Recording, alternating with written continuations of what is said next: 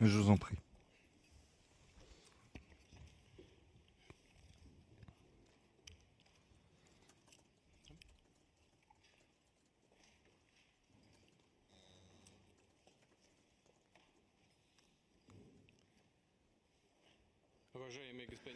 Monsieur le Président, chers amis, nous sommes très heureux de vous voir et je veux tout d'abord, au début de notre entretien, vous remercier de votre décision de participer à la manifestation commémorant le 80e anniversaire de la Grande Guerre patriotique.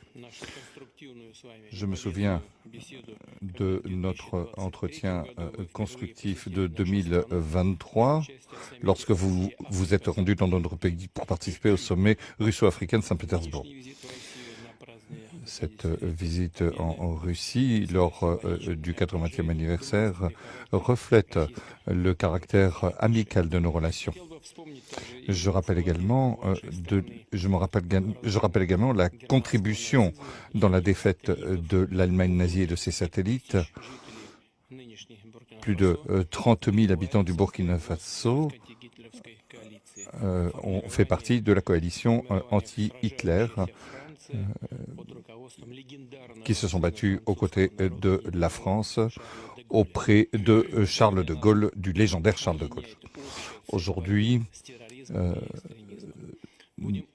ce qui nous unit, c'est la lutte contre l'extrémisme et le terrorisme. Il s'agit de restaurer l'ordre constitutionnel face à des groupes radicaux dans certaines régions du Burkina Faso. Au cours des 2 dernières années, nous avons fait des progrès importants dans le cadre de notre collaboration dans divers domaines. Fin 2023, après plus de 30 ans d'interruption, eh bien, l'ambassade de Russie à Ouagadougou a été ouverte.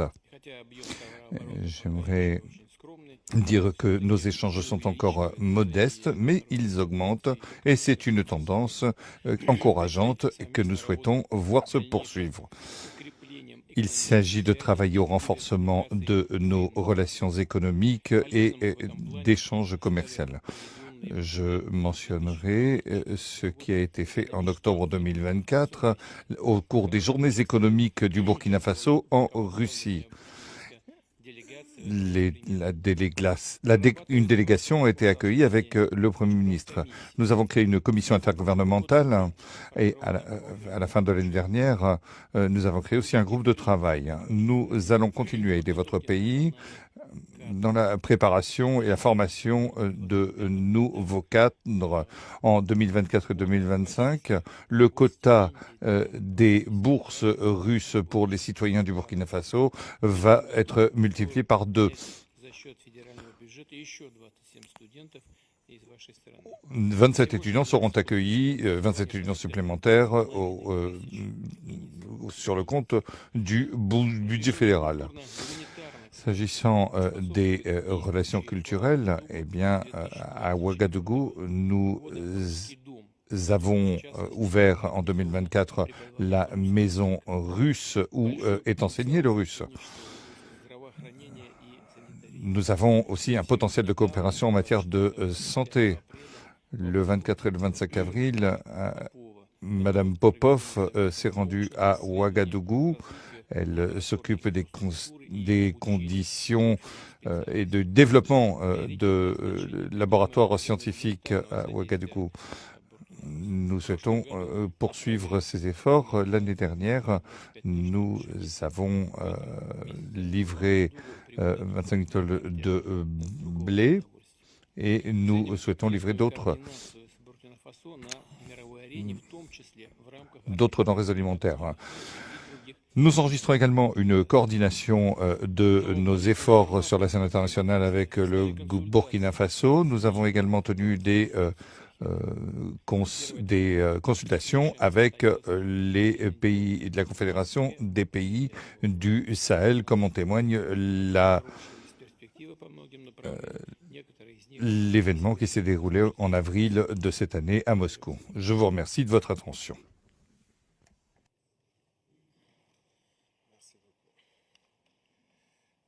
Здравия желаю, товарищ президент. Camarade président, J'espère que je prononce bien. C'est un honneur d'être là donc à la célébration du 80e anniversaire de la victoire de la Grande Guerre. Et je tenais donc à vous féliciter et vous remercier donc pour cette invitation qui est un symbole pour nous. Et au cours donc de ma présence ici, je dois avouer que j'ai appris beaucoup de leçons. Cette séance que j'ai pu assister avant le dîner la veille, la séance culturelle, m'a fait comprendre que l'histoire et la culture sont le socle pour bâtir une armée forte et résiliente. Nous avons pu voir ensemble tous les sacrifices que le peuple soviétique a consenti pour que nous soyons dans un monde libre aujourd'hui. Et nous tenons donc à vous dire merci pour cette invitation, parce que ce sont des moments qui nous ont permis aussi de réfléchir à notre situation et de penser à de nouvelles perspectives. Et sur ce, je pense que les obstacles que nous avons aujourd'hui devant nous ne doivent pas nous arrêter. Et les obstacles sont une bonne chose en quelque sorte que nous devons surmonter.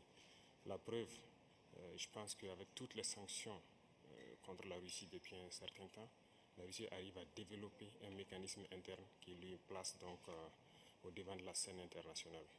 Et nous prenons bonne note de ces leçons que nous avons donc apprises ici. Et même au niveau de la parade, je tiens à dire que j'ai été émerveillé de voir l'enchaînement donc des engins qui ont défilé devant nous, notamment depuis le char mythique T-34 qui a gagné donc lors de la Grande Guerre jusqu'aujourd'hui au char moderne. Combien donc l'armée russe s'est modernisée, combien la technologie donc a participé à renforcer cette armée. Et dans ce cadre, nous souhaitons que la coopération que nous avons puisse se renforcer de façon exponentielle. Je vous remercie déjà pour tout ce qui est fait pour nous, notamment ces bourses d'études qui sont octroyées au Burkina et qui vont s'accroître. Et ce matin, j'ai visité donc l'université de chimie et je disais que le volet sur lequel nous allons axer après la défense et la sécurité, c'est le volet de l'éducation. C'est ce volet qui nous intéresse le plus, notamment les sciences. Il faut que la Russie puisse nous aider à former notre jeunesse, notamment dans le domaine des sciences, pour que nous puissions développer chez nous la machinerie, en gros. Que ce soit la machinerie qui va avec l'armée ou la machinerie qui va avec l'industrie. Parce que c'est à ce seul prix que nous pourrons nous développer au sein de l'Afrique. La guerre qui nous est imposée aujourd'hui, nous pensons que ce n'est qu'une manifestation aussi du nazisme. Parce que le terrorisme qui est là aujourd'hui n'est pas du terrorisme, c'est de l'impérialisme. Ce sont nos terres qui intéressent ceux qui nous combattent. Et donc, finir avec cette guerre, avoir une armée forte et lancer le développement de notre patrie, telle est l'essence donc de notre combat. Et nous comptons sur vous pour surtout former nos cadres. Parce que la coopération, telle qu'on le dit, très souvent en Afrique, on aime avoir beaucoup de demandes. Nous savons que vous êtes dans une opération militaire spéciale. Nous comprenons tous les défis qu'il y a. Et le lendemain, qui est incertain pour le monde entier, nous pouvons comprendre ça. Donc nous ne serons pas là peut-être à demander beaucoup de choses, à demander de l'aide ou quoi que ce soit. Mais l'aide que vous pouvez nous octroyer, c'est surtout ce transfert de connaissances que nous voulons. Et donc nous souhaitons avoir plus de bourses et voir dans quelle perspective nous pouvons nous-mêmes donner des bourses à nos étudiants pour étudier ici. Et dans un troisième temps, comment est-ce que les universités ici peuvent se dupliquer au Burkina Faso, notamment celles que j'ai visitées. Et aussi, il y a beaucoup d'autres universités dans le domaine des sciences. Comment on peut les dupliquer au Burkina Faso avec tous les laboratoires nécessaires qu'il faut pour former de manière pratique nos jeunes et que nous puissions être donc au cœur de notre propre développement. Donc c'est la demande essentielle que nous avons actuellement dans le contexte que nous vivons pour pouvoir transformer tout ce que nous avons sur place, produire beaucoup de choses nous-mêmes et que le Burkina Faso soit un hub où beaucoup de jeunes Africains vont venir et apprendre aussi la science.